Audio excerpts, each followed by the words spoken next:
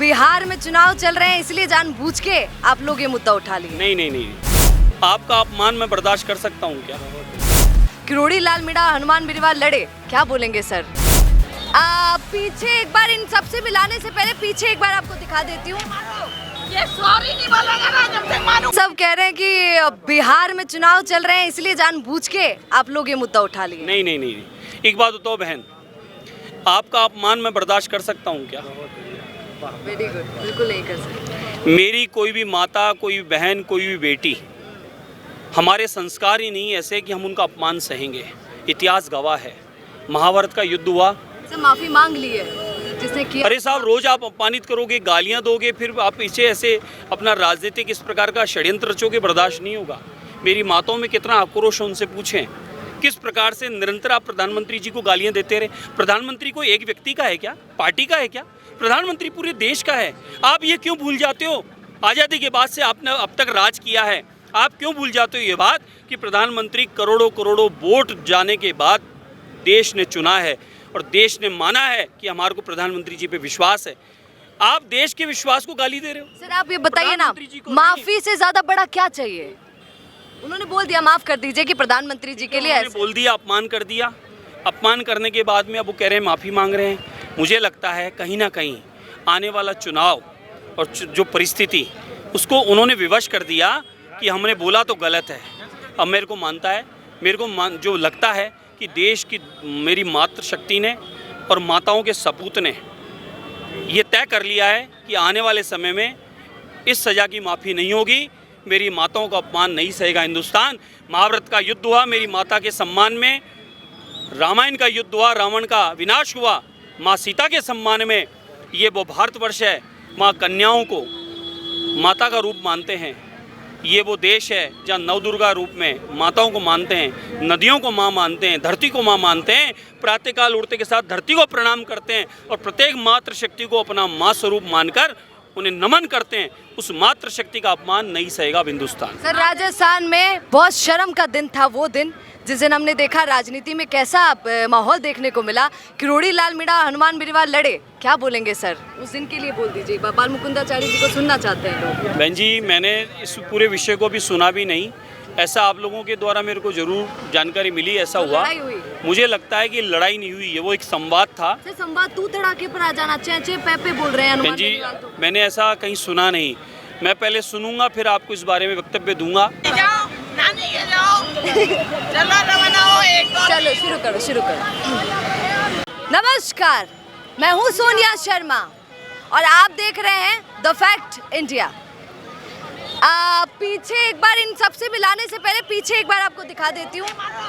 ये सॉरी नहीं बोलेगा ना जब तक मानूंगी। सुनिए, ये मैम को गाली दी है, ये मैम जिस पर बात कर रही हैं वो आपको बता देती हूँ। ये राहुल गांधी, तेजस्वी यादव का पुतला है जो इन लोगों ने जलाया है। जलाने का कारण है कि भैया माँ को गाली क्यों दी, माँ को अपशब्द क्यों बोले।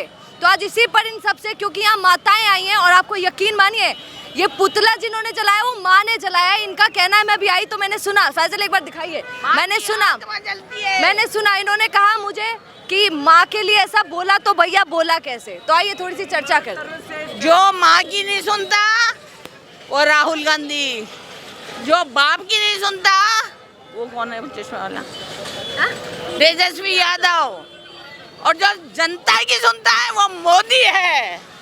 और वो उसको शर्म नहीं आई गाली बकते हुए। उसके माँ ने उसमें संस्कार नहीं डाले हैं। अगर वो इंडिया में पैदा होता ना तो संस्कार डलते हैं।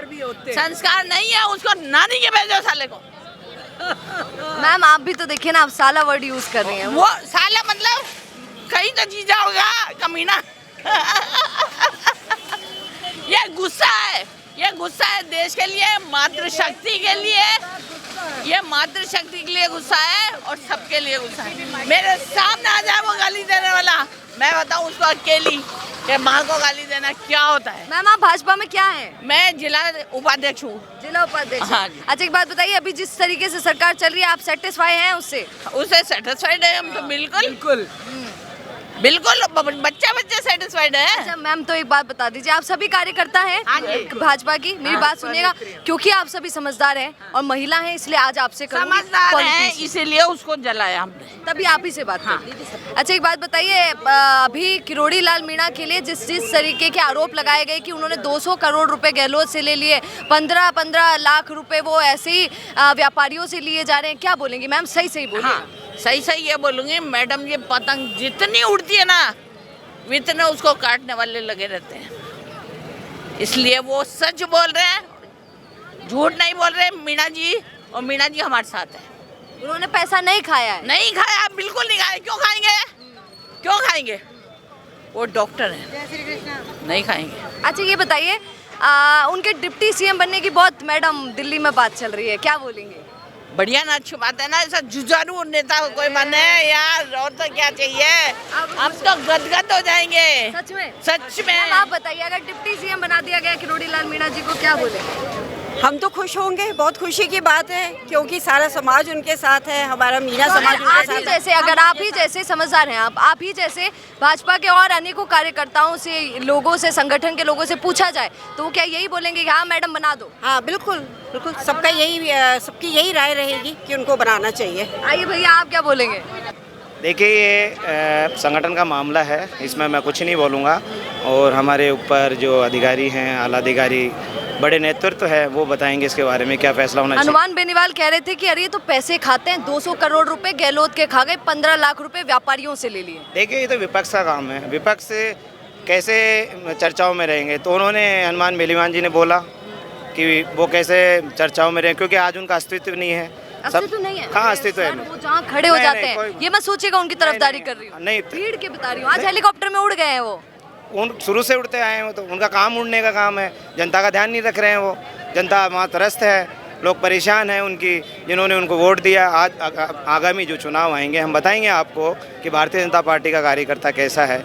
हमारे जितने भी उच्च अधिकारी हैं या कार्यकर्ता हैं या संगठन के जितने भी पदाधिकारी हैं, नीचे स्तर तक कार्य करते हैं, छोटे से छोटे कार्यकर्ता का ध्यान रखते हैं। और मैं ये कहना चाहूँगा कि आगामी चुनाव आने वाले हैं, चुनाव में हम नतीजा बता देंगे हमको। भारतीय जनता पार्टी के सारे भारतीय जनता पार्टी के कर्मठ कार्यकर्ता हैं और ये हमेशा अपने संस्कृति के लिए लड़ते रहते हैं। आज मुझे बता दो, भारतीय जनता पार्टी के अलावा कौन सी पार्टी अपने एजेंडे को लेकर चल रही है? मैं आपसे पूछ ही लेती हूँ, आप बता दीजिएगा। 3 नाम आपको दूंगी, बताइएगा बेस्ट लीडर कौन है? रविंद्र सिंह भाटी हो गए, हनुमान बेनीवाल हो गए, राजकुमार रौत। तीनों में मेरी नज़र में कोई, तीनों में मेरे नज़र बेस्ट में लीडर बताइए राजस्थान का। राजस्थान का बेस्ट लीडर माननीय मुख्यमंत्री जी भजन लाल जी। आपके अनुसार भी ऐसा ही है? भजन लाल जी शर्मा, पूरे राजस्थान का एक ही लाल, भजन लाल। और किरोड़ी लाल? किरोड़ी लाल जी का भी बहुत बढ़िया वर्चस्व है, उनका बहुत अच्छा काम है, बहुत सालों से उन्होंने संघर्ष किया है। आगे भी जो भी उनको मिलेगा वो बहुत ही अच्छा और पार्टी की तरफ से बहुत बढ़िया निर्णय होगा। वो किरोड़ी लाल जी मीणा बहुत ही सम्मान्य और बहुत ही वरिष्ठ नेता है भारतीय जनता पार्टी के, और हर भारतीय जनता पार्टी का कार्यकर्ता उनका मान सम्मान करता है। मान सम्मान करता है, पर आपको एक बात बता देती हूँ, अगर आपकी नॉलेज में हो, उन्होंने एक दिन एक बात बोली थी आदिवासी दिवस के दिन। उन्होंने कहा था कि जैसे मछली पानी में अपोजिट चलती है ना, वैसे ही मैं भी ऐसा ही हूँ, चाहे जिसकी सरकार में हूँ, उल्टा चलता हूँ, इसलिए डरते हैं। नहीं, ऐसा कुछ नहीं है। सत्य बोलने वाले आदमी है, सत्य बोलते हैं, चाहे वो खुद की सरकार में हो चाहे विपक्षी सरकार में हो, बहुत बढ़िया काम करते हैं। बढ़िया नेता है और अच्छा काम करते हैं, इसमें कोई। आप क्या बोलेंगे इनकी बात पर? इनकी बात पे ऐसा देखो, भाजपा का हर कार्यकर्ता भाजपा के लिए दिन रात मेहनत एक करके अच्छे से अच्छा काम करता है, और सही है। किरोड़ीलाल मीणा जी काम कर रहे हैं, पर वो ऑपोजिट मीनिंग ये नहीं है कि ऑपोजिट चलूंगा, कि काम जो सच है वही करूंगा और उसी का साथ देते हो। पायलट साहब तो कह रहे हैं मैडम कि 3 साल और झेल लो इस सरकार को, फिर तो हम ही हम हैं। अब क्या बौखलाए हुए लोग बेचारे, जब कुछ है नहीं कुछ कहने को, उनकी सुन कौन रहा है? ये पायलट साहब की पॉपुलैरिटी तो अच्छी खासी नहीं, पॉपुलैरिटी होने। नरेंद्र मोदी जी के बारे में क्या कहना है आपका? आपको देश विदेश से झंडा आप दिखा करके, आपातकाल में निकल के जो बच्चे आ रहे हैं हमारे उस समय से, क्या कहना है आपका? उनसे ज़्यादा पॉपुलैरिटी है आपके भारतवर्ष में। आप उस व्यक्ति को नहीं पहचान पा रहे, उसकी माँ के प्रति आप ऐसे कटु वचन कह रहे हैं। आप बस यही कर सकते हैं, इसके अलावा आप कुछ नहीं कर सकते हैं।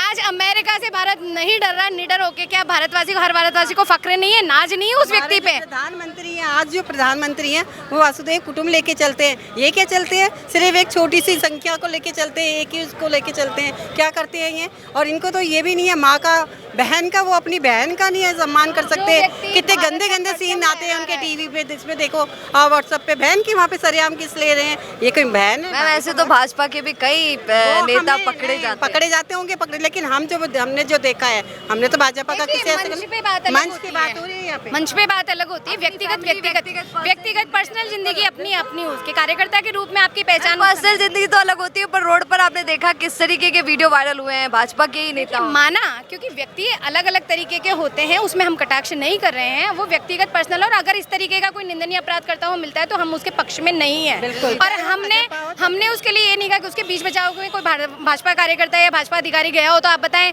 कि किसी प्रकार से कि हाँ साहब उसके बचाव में कोई गया है। अगर गलत कर रहा है तो गलत है वो व्यक्ति। तो दिखता नहीं है, वो चलता नहीं है, लेकिन प्रॉब्लम तो यही है कि अपने बिजनेस को दिखाएं कैसे, पूरे इंडिया तक उसको पहुंचाएं कैसे।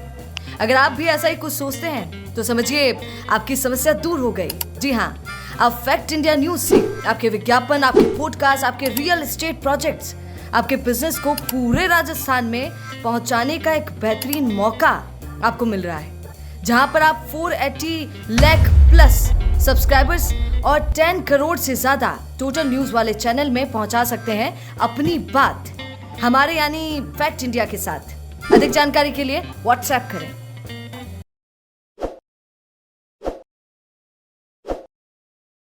ताज़ा खबरों के लिए विजिट करें द फैक्ट इंडिया की वेबसाइट और डाउनलोड करें द फैक्ट इंडिया ऐप।